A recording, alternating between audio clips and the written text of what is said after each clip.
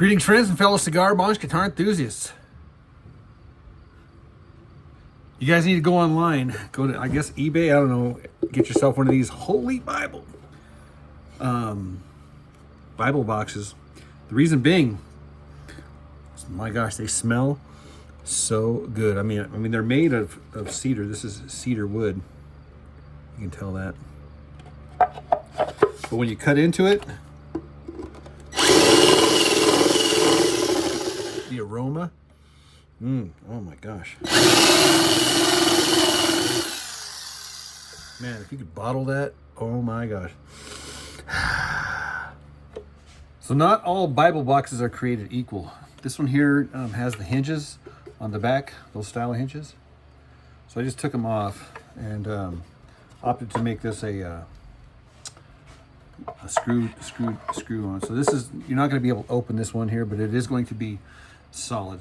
I opted for these sound holes here because obviously I didn't want to interrupt with the logo there. So it's balanced exactly in the middle, and of course my saddle's going to be over here, so they'll be out of the way. One of the things I like to do with the sound hole is actually use it as a I can actually hold the guitar like that and then do your strumming like that. So it's kind of a neat place to if you get palm mute, you can put your finger right there and you can actually just hold. You don't even need a strap. You just hold it right there. And yeah, and I also opted out of putting blocks underneath the neck because these sidewalls are so strong. I mean, there's really no need to. You could do it if you want, but I opted to just get long screws and just reach all the way. So these are 2-inch screws, so they go well into the neck. Now I'm not like super tightening that because I don't want to put too much stress on the backside here. So I'm just tightening it just enough, right, to be nice and snug. And then of course I will be screwing these 4 corners as well as the hinge is going to have screws into the top here. So I might put a screw here just for I'll revisit that. I might put a screw here, I might not. I also have the gold little tiny tuner screws. Those are the only position markers there. Everything else is just, I did do a what do you call it, a glossy stain for the neck, or not, yeah, just the front side. The back side I steel wooled it off, so it's nice and smooth. It's still kind of shiny, I guess. Yeah, I did just steel wool the back, so the back is really smooth. Now there are some file marks that are still visible in the neck. Yeah, you can see those. So you can tell it's a rough cut. The gold tuners. Now, oh yeah, I was going to show you the tuners. So you can get black tuners or gold tuners. Now these are the economy tuners or silver tuners, right? A couple of things here with these here. So if you got to be real careful with these things here, or sometimes they do slip. I've done videos about this in the past. So a couple of little tricks I've learned is first off, don't bend this little metal plate at all. In fact, you want to keep it exactly perfectly straight, because if you bend this metal plate, what happens is the gear becomes separated from the worm gear on the back there, right? So you can just imagine this, right? If you bend this thing here, right? Like if I bend it this way, boom, of course it's going to separate, right? So you don't want to do that, right? And it happens. All you have to do is just bend it a little bit, and then the gears get off, and then they either stick or they slip. So either way, that's the problem with these guys here. So I don't know if this camera's going to pick it up. I'm going to try to explain it, but if you look really, really, really closely, right here at the tip of this thing here, you're going to see an extra little thick washer. Do you see that little black one? So that's a little bit thicker than the actual shaft. This is magnetic here. Yay. So anyhow, so this thickness here. So what I do, and I should have showed it to you, is I'm going to drill my pilot hole that thickness right there, just on the back, because that's where it's going to seat in.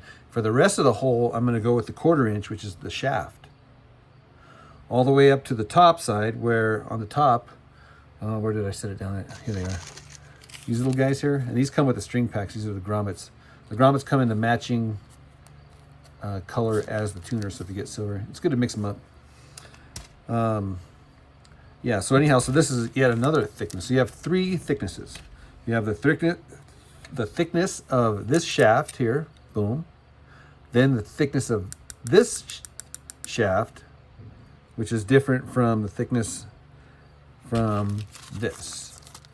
Now, if you can match all 3 of those thicknesses inside this little guy right here, then you're a badass. So that's the challenge. If you can do that, seriously, you'll have better luck with your tuners. The other thing I like to do is a subtle thing. You don't have to do this, but it is subtle. Is I'm going to take my, instead of being exactly 100% perpendicular, I'm going to slide it back just about 1 degree. Watch this, like, not even that. If I go more than 1 degree, then it's going to be obvious. But like here straight, I'm going to just go 1 degree off. Now, why is that important? Well, what you're doing is you're hedging your bets on the backside here, that you're pushing that gear this way. Okay, so you're pushing the gear toward the back here ever so subtly, which means that when this string tension comes up this way, it's going to sandwich in that little gear right there. I hope that makes sense. Because it's a concept. If you can learn that concept, then you're a badass.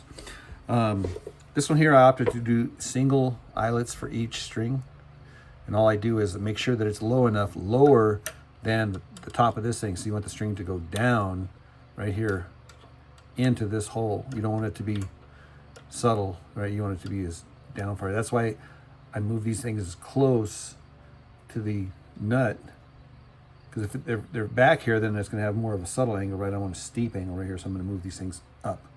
Hope that makes sense. Sorry guys, I don't mean to be 100 miles an hour. The last thing here I want to talk about here, and then I'm going to button it up here, is where to put the jack, right? Because it's right smack dab in the middle.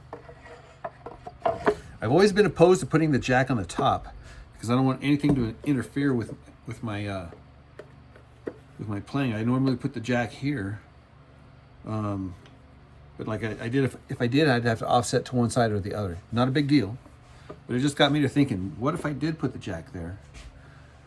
You know, there is no volume control, right? It's just a jack. And I thought that might be a good idea, but then I thought again, and I thought, what are you thinking for? It's like, if one thing you know for sure is you shouldn't be thinking. Why put a hole there? If I put a hole there, right, then it's kind of ruining the box, right? So definitely put it on the back here, because it's going to be out of sight. It's going to make the top cleaner looking, right? Just a sleeker, right? You don't want interference there. No volume control. I mean, yeah, you're going to have enough with the saddle and the hinge. Maybe I'll move the hinge off the back here to preserve that. So that's where we're at now. So I'm still in that process. I got next is I got to do the piezo. Can you say that? All right, guys, say it after me. Repeat after me. Piezo. Piezo. I'm just kidding. Of course, I do have the little trough there, and that is so that the top of the box, or the underside of the top of the box, doesn't come into contact with the neckwood. Kind of give it some resonance. You know, I go all the way back to the piezo with a little notch for the wires to stick out so they can go to the jack. So it's time to finish it up, string it up, tune it up, tear it up. And of course I get my Piezos from CIGARS.com. I'll put links to all this stuff in the video description below. But if you're going to be soldering these things up, by the way, these come in all different sizes and shapes. This is the disc, and it's about 1 inch, maybe just a little bit less. And you want to be careful. Don't bend these things, because they are crystals. But yeah, if you're going to be soldering these things, a couple of things. You have just to have a hot soldering iron, clean, and then just put a little something on the tip there. Now I'm quick, man. If you're going to do one, you might as well do a bunch of them. So I'm going to just bust it out here. So again, get your soldering iron hot, and then just quick, man, just a drive-by. Wham. Wham. And I'm just doing the ground side right now.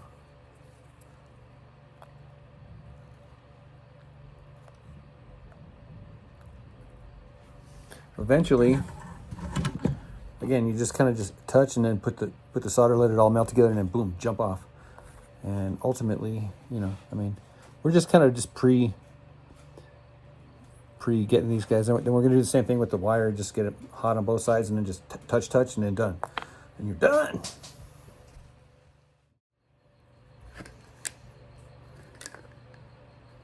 I like to use the 24 AWG gauge.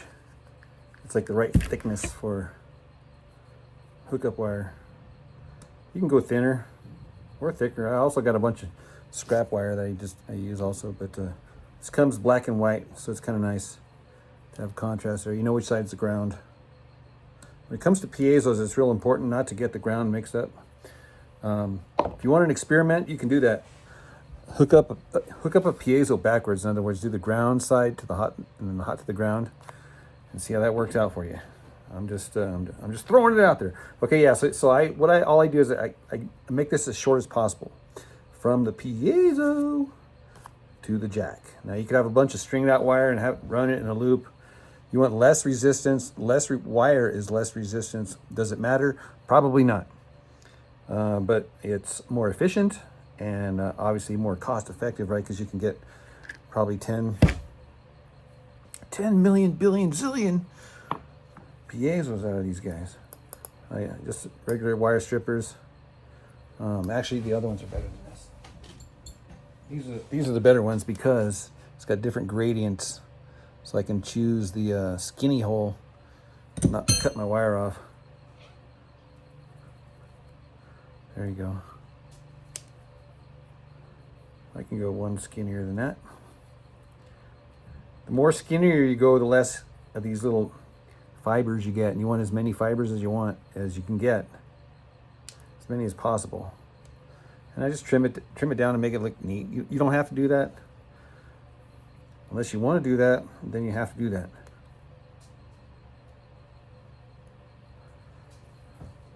I know this is basic to a lot of you guys, but you know, and there's no real science to it. It's more of a, you got to get lucky. Dude, I've been soldering for years and you still got to get lucky. This is old paste stuff. All this does is just makes everything flow better. I think you want the flux or whatever this is, the paste, to match your solder. I never really paid attention. I just assumed that it's the right kind. This is, if you can make heads or tails out of that, I don't know. It's just like, it's pretty thin. It's not thick. The thicker it is, the harder it is to melt. You want it easy to melt. Same thing, clean and hot. And we're just gonna let it flow into these guys. Some people call this tinning. There's different ways to do that. You could just get a little ball on your, that's actually an easy way right there. All you want to do is just kind of get those little threads to get filled with solder. So once they're filled with solder, now the same thing, we're going to do that. We're going to do that quick drive-by real quick, right? We're just going to clean your tip, dunk it in the paste. You don't have to do this. This is my little routine or whatever. Wet my whistle just a little bit.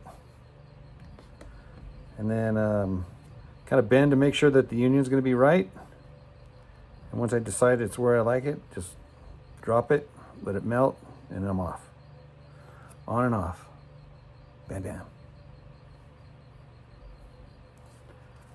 If you get too fat, too in a hurry, then you will burn your finger.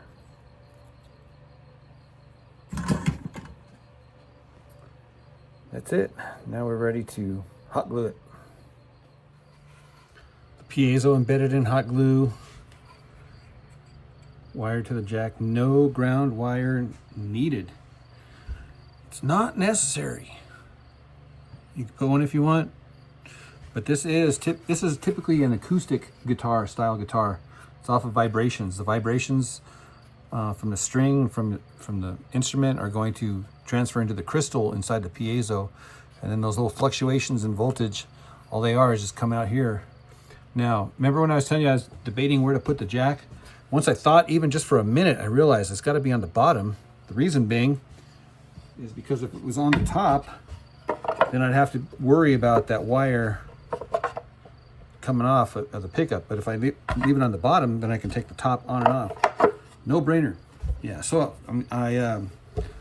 if you're ever in doubt about something, just sit and stare at the problem.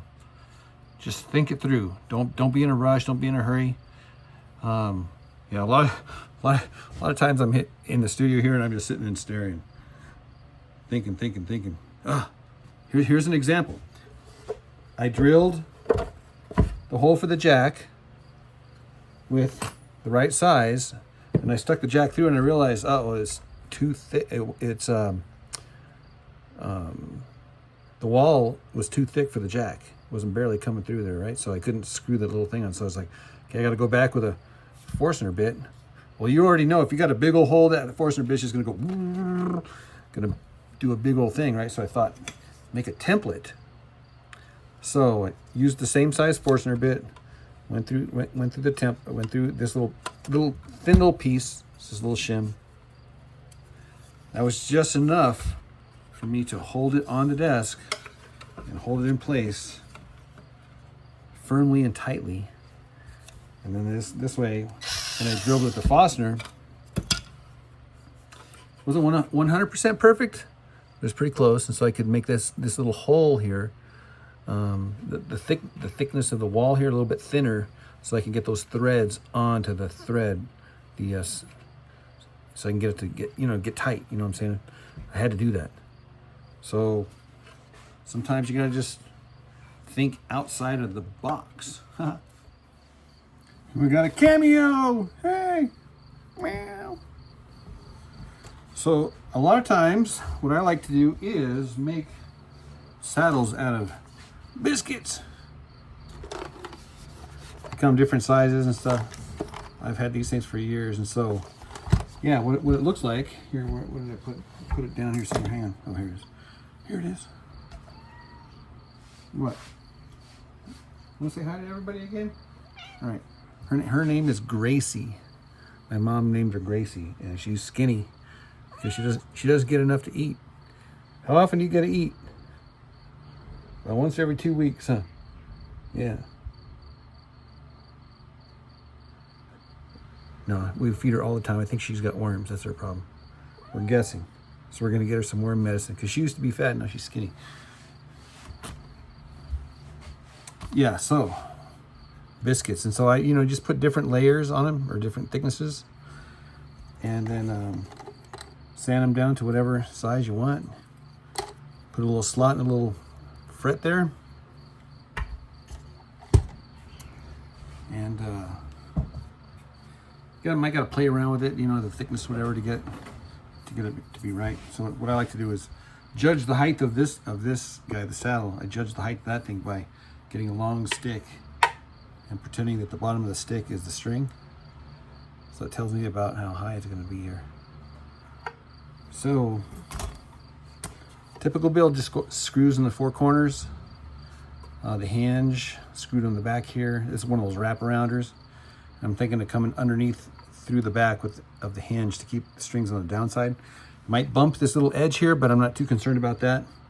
The only reason I'm thinking about that is because, yeah, do I want to come over? Yeah, I want to come over this way here because it pushes this down because it's got a sharp edge right here. So this little corner right here. Not that it would matter, but if you're like jamming, going crazy, and that edge is right there, whack, you could hit it, right? So I'm going to do my best to have the strings come up, which is going to push them down like that. Does that make sense? So it'll push this thing down and out of the way because the strings are coming up and over. Does that make sense? So anyhow, so that's what we're going to do now. We are going to, oh yeah, I did want to show you this. Guys, you can use any strings you want at all. Normally I use the CBGT strings, and I'll put, again, all the link for everything is in the video description, except for these guys. These here, and the only reason I'm saying this is because, check this out, see these numbers here on the bottom? So these are the gauges of the strings. So technically, you could have four different choices of strings with a 6-pack of normal guitar strings. You'd have these 3 strings. You could have these 3 strings. You could have these 3 strings, or you could have these 3 strings, right? I mean, so if you go with one of the middle ones, then you've kind of eliminated the other ones. So what I do is I divide it in half, right? And I'll use the heavy side, and then I'll use the skinny side. If I get 2 sets of strings out of this, but that doesn't mean you can't use the middle ones. If that's your string gauge right there, that's your string gauge right there, you'll be sacrificing the other strings, because if you put those 2 together, you're not going to have intonation balancing issues, right? So you got to use the strings that are right next to each other, because of that's why the saddle is at an angle, right? Because it corresponds to these numbers here. That's the physics. That's the science. That's the math. That's 3rd grade math. You know, I'm glad I graduated the 3rd grade, because if I would have graduated 4th grade, I could have been president. All right, we are all strung up. So this is the 52, the 42, and the 30. And of course I am tuned D, A, D. Box Mini.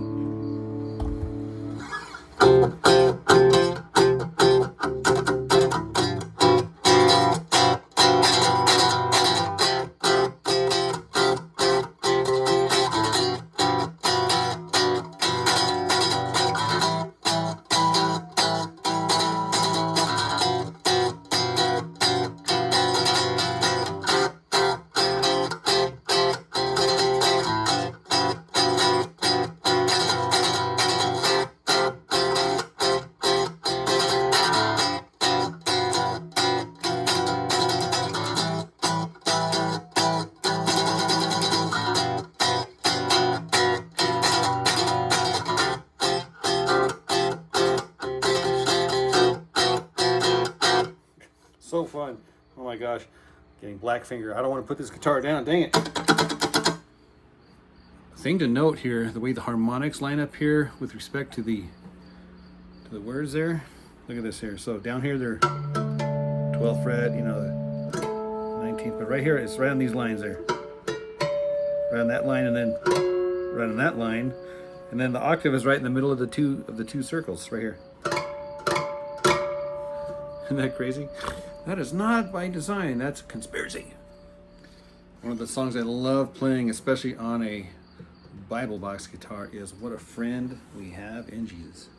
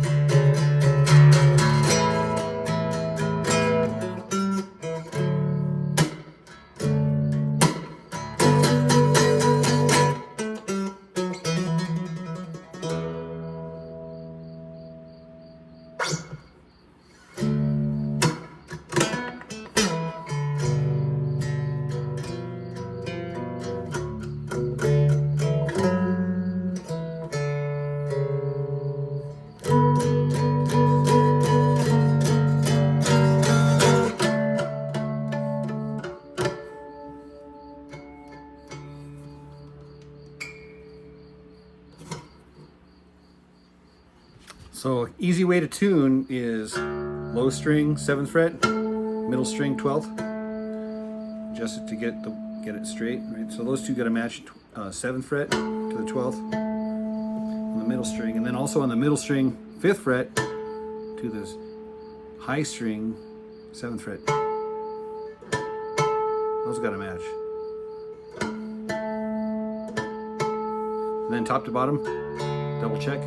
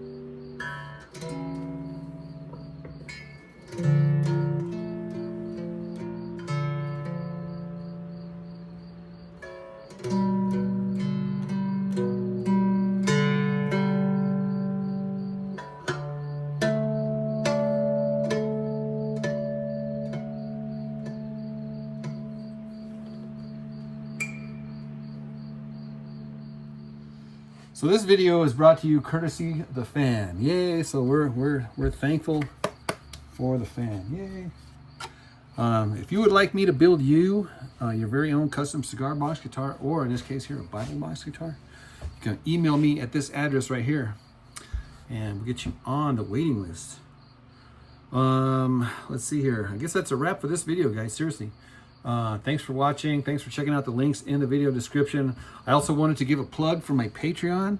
There's a way that you can help support this channel in addition to, you know, doing all the other cool stuff that you do. But there are advantages and benefits to becoming a Patreon. And I will leave you with this. So I did save these little sound hole pieces here for the this guy here, because you never know, right? I mean, you never know when you never know when you get the opportunity to, like, hey guys, freak people out. All right, guys, that's it. Enough of this noise. I'm going to bed.